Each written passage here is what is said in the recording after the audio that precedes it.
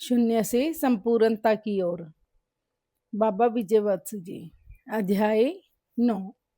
भाई का मार्गदर्शन। अगले दिन सुरेश फिर आया। वक्त करीब 10:45 का रहा होगा। मैं इंतजार ही कर रहा था कि मैंने देखा वह एकदम मेरे सामने खड़ा था। मेरा भाई मुझसे बोला, क्या बात है, चौंक गए? मैंने कहा, नहीं भाई, मैं नहीं चौंका। अच्छा, बात शुरू करो जो आप कल कहकर गए थे। वह मुझसे बोला, सबसे पहले मैं तुम्हें एक होने वाली घटना बताने जा रहा हूँ। मैं मौन रहा। वह बोला, कल सुबह जब तुम सोकर उठोगे तो हमारे देश की प्रधानमंत्री इंदिरा गांधी के पुत्र संजय गांधी का निधन हो चुका होगा। मैं किंकत्र विमूढ़ उसकी तरफ देखता रहा। मैंने कहा, भाई, वह तो बहुत छोटी उम्र का है और सारे हिंदुस्तान की कमान उसके हाथ में है। उसकी मृत्यु कैसे होगी? कहता, वह विमान दुर्घटना में मारा जाएगा।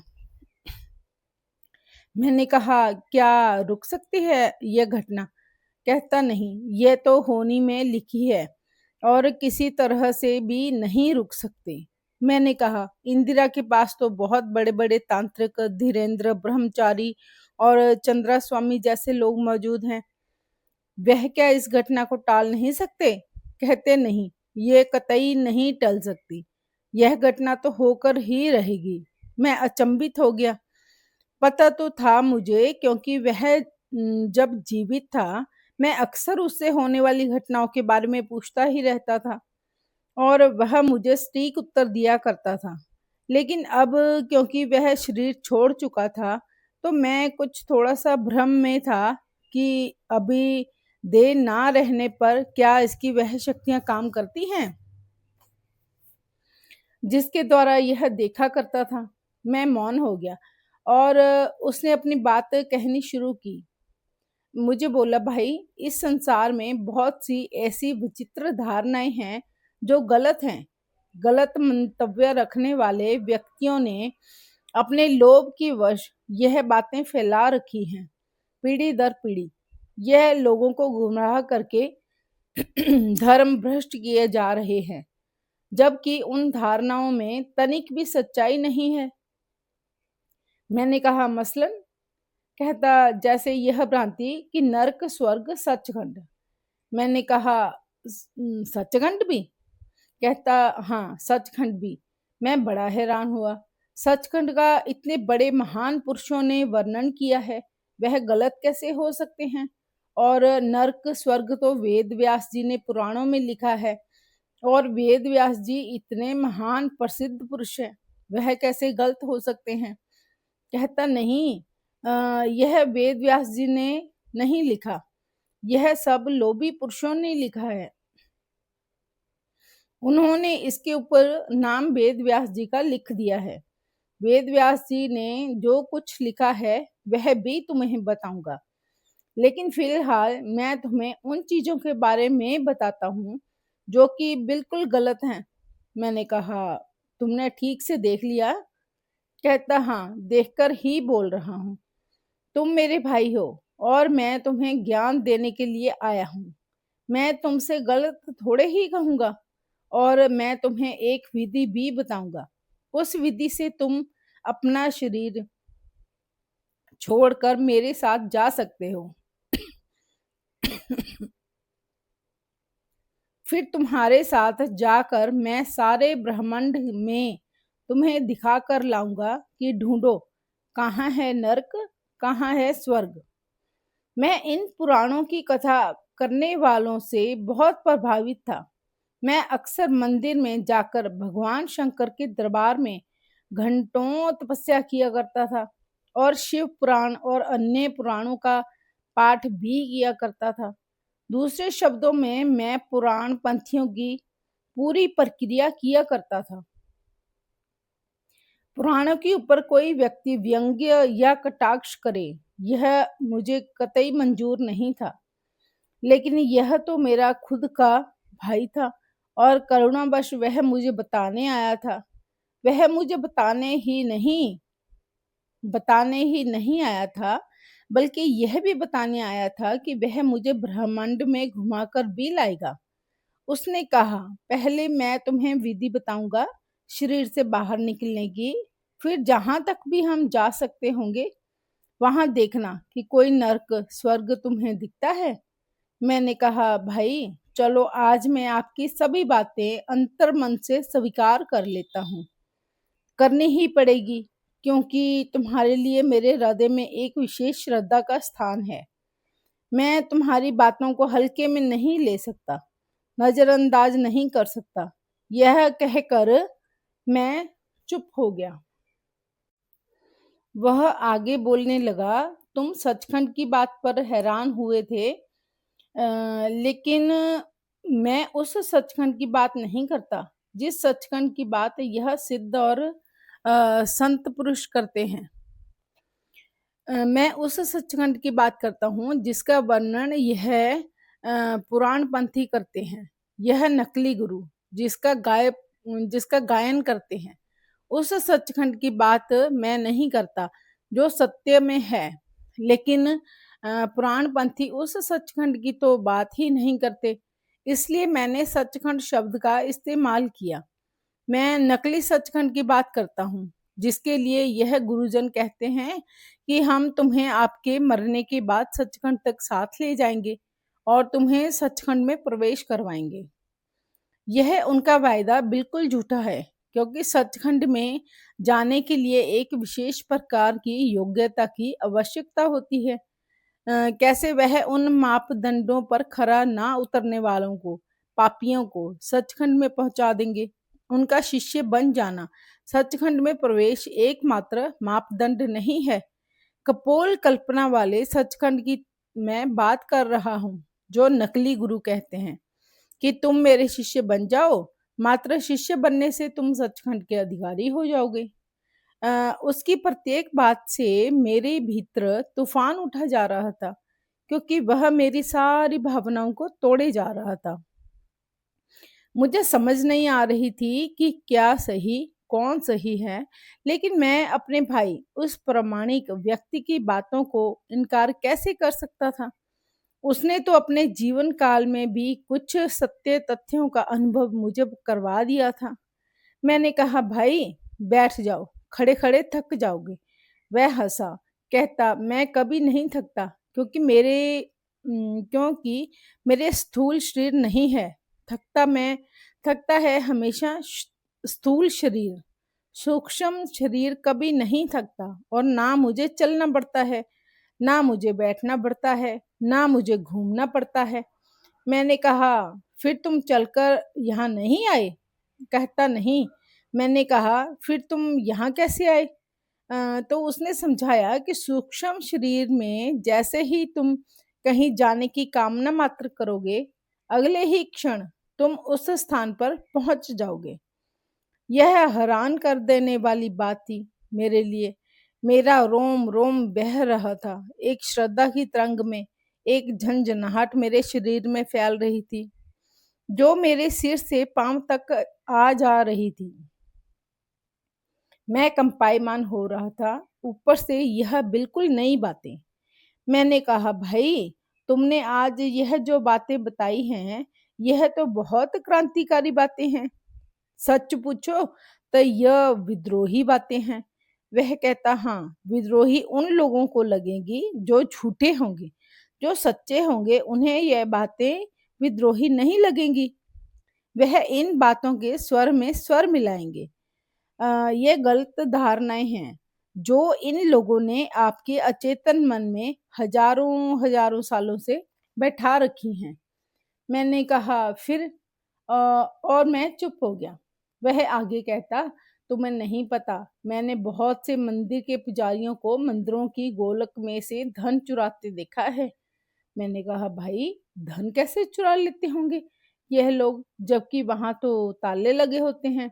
कहता, "या तो इनके पास डुप्लीकेट चाबी होती है, या उस गोलक को उल्टा कर देते हैं और उसमें से पैसे चुरा लेते हैं। और अक्सर जो मंदिरों में, जैसे दुर्गा मंदिर है या कोई देवियों की मंदिर है, उनमें से कीमती नक्षत्र को चुरा लेते हैं। उसकी सभी बातें अमृत जैसी थी। वह सब खुद ब खुद मेरे गले से नीचे उतर रही थी। मुझे ऐसा लग रहा था जैसे मैं क्रांतिकारी बन जाऊंगा, जैसे मैं खुद विद्रोही हो जाऊंगा। यह बातें जानकर मेरा मन बहुत दुखी हुआ कि जिन लोगों को हम इतना मान सम्मान देते हैं, उनके पांव पर शीश झुकाते हैं, वह इतने नीच हरकत करते हैं। मैंने भाई से पूछा कि यह बताओ कि यह पुजारी लोग हम सब से तो छुपा लेते हैं, तो क्या यह देवताओं में कोई शक्ति नहीं होती? वह इनको दंड नहीं देते? यह सभी तो भले चंगे फिरते हैं। वह बोला, तुमने इनके अंदर झांक कर देखा है? मैंने कहा, भीतर कौन झांक सकता है? मैं कोई सिद्ध पुरुष थोड़े ही हूँ। मैं तो आम भक्ति करने वाला मनुष्य हूँ। मेरे मन में तो यह कामना है कि मैं संसार से मुक्त हो जाऊं, और मेरी इस कामना के भीतर मेरा अपना स्वार्थ है। मैंने भी तो इन्हीं लोगों से सुन रखा है कि मुक्ति में बड़ा आनंद है। अगर किसी को परमानंद चाहिए तो वह मुक्ति के लिए प्रयास करे। संसार की वस्तुओं से मिला बड़े से बड़ा आनंद भी परमात्मा प्राप्ति के आगे तुच्छ है। ईश्वर प्राप्ति का आनंद तो संसार के सर्वोत्तम आनंदों से अरबों खरबों गुना ज्यादा है। वह शब्दों में बताया ही नहीं जा सकता। मैं भी तो इन्हीं लोगों की बातों से प्रभावित होकर ही प्रभु की आराधना करने लगा था। उसने कहा कि देखो, बात यह है कि इस बात के लिए तो मैं भी आपको कुछ नहीं कह सकता, क्योंकि झूठ मैं बोल नहीं सकता और इस सत्य का अनुभव मुझे है नहीं। मैं तुमसे सिर्फ वह बात बता करूंगा जिसके बारे में मैं शत प्रतिशत जानता हूँ। मैं आज क्या कभी भी तुम्हारे सामने वह बात नहीं करूंगा जिसके बारे में मैं जानता ना होऊंगा। देवता लोग इन्हें दंडित करते हैं। आपको कोई व्यक्ति जो ऐसे काम करता है भीतर से सुखी मिला? मैंने कहा, मुझे क्या पता वह भीतर से दुखी सुखी है कि नहीं। मैं कौन सा उसके अंतस को देख सकता हूँ? कहता, मैं देख सकता हूँ। यह सभी व्यक्ति यही अपना नरक बनाए बैठे हैं। इनको शांति नहीं है। यह सब जल रहे हैं अंदर ही अंदर।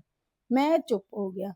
मैंने पूछा, भाई आप होने वाली घटनाओं को बिल्कुल सही बता देते हो। आपको यह भविष्य में होने वाली घटनाओं का कैसे पता चल जाता है? यह सब जानने के लिए कोई विशेष साधना प्रक्रिया वगैरह करनी होती है क्या? इसका कोई फॉर्मूला? कहता, हाँ है।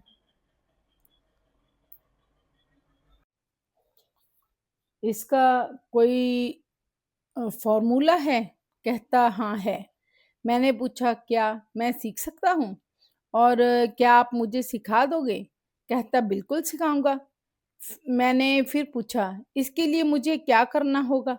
वह बोला, यह सीखने के लिए आपको मेरे साथ शमशान घाट में जाना पड़ेगा। मैं आगे कोई प्रश्न ना कर सका और मैंने कहा, ठीक है, मैं चलूंगा। मैं इस विद्या को किसी भी कीमत पर हासिल करना चाहता हूँ। क्या मजेदार अनुभव है किसी होने वाली घटना का पहले ही पता चल जाना। अभी तो मैंने इस विद्या के बारे में सुना ही है और इसने मेरे मन में झंझनाहट पैदा कर दी है। इसकी प्राप्ति के बाद कैसे लगेगा? मैंने फिर पूछा कि क्या मुझे पता चल जाएगा कि आगे क्या होने वाला है? कहीं गलत निक कहीं गलत निकला तो? कहता, आज तक कभी गलत निकला? आपको एक घटना अभी बता देता हूँ। कल सुबह जब तुम उठोगे तो पहली खबर आप यह सुनोगे कि संजय गांधी विमान दुर्घटना में मारा गया। प्रत्यक्ष को प्रमाण की क्या जरूरत? आज की रात ही तो बाकी है, सुबह पता चल जाएगा। मैंने कहा, भैया मुझे पूर्ण विश्वास है कि यह बात सत्य होकर ही रहेगी, अन्यथा तुम मुझे बताते ही क्यों? और वह भी इतने नज़दीक की भविष्यवाणी जो अभी कुछ घंटों बाद ही सत्य हो जानी है। उसके बाद वह 2 घंटे और मेरे पास खड़ा रहा और कुछ रहस्यात्मक चर्चाओं में वक़्त बीत गया। उसने मुझे कुछ ऐसा बताया जिसे सुनकर मेरे होश उड़ गए। मैं हिल रहा था, सूखे पत्ते की तरह। जो कुछ उसने मुझे बताया, उससे मैं अचंभित तो हुआ ही, मैं परेशान भी हो गया। उसने मुझे ऐसे तथ्य बताए जो मैं स्वप्न में भी नहीं सोच सकता था।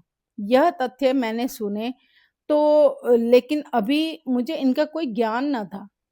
अभी तो मैंने इन्हें सत्य की कसौटी पर खरा उतारना था और फिर उन्हें अपनी प्रज्ञा का अभिन्न अंग बनाना था।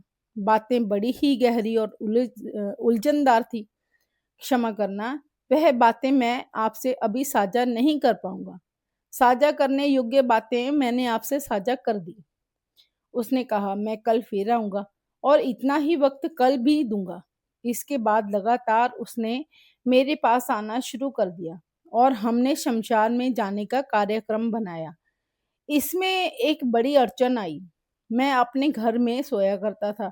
अब अगर मैं रात 12 बजे उठकर घर से बाहर जाऊँगा, तो घरवाले तो पूछेंगे ही कि कहाँ चले हो? क्यों चले हो? और मेरे पास इन बातों का कोई जवाब नहीं होगा। माता-पिता तो पहले ही भाई की मृत्यु से बहुत दुखी थे। ऊपर से मेरा ऐसे रात्रि को घर से गायब हो जाना उनको और दुखी कर देता, चिंता में डाल देता। उनकी तो रातों की नींद ही हराम हो जाती। मैंने भाई से सलाह की कि कैसे किया जाए। उसने कहा, तुम फिर से दुकान पर सोना शुरू कर दो। हम वहाँ से इकट्ठा चला करेंगे। करीब 100 दिन हमें वहाँ जाना होगा। मैं जो कुछ भी जानता हूँ, आपको सब समझा दूँगा, सिखा दूँगा। मैं कल आऊँगा। और इतना कहकर वह चला गया। सुबह के करीब 4 बज चुके थे। मेरा शरीर ऐसा हो गया था जैसे किसी ने निचोड़ दिया हो। नींद तो जैसे मेरी आँखों से कोसों दूर थी। मैं बहुत ही थका-सा महसूस कर रहा था। ऐसा लग रहा था जैसे किसी ने मेरे शरीर से सारा खून निकाल लिया हो।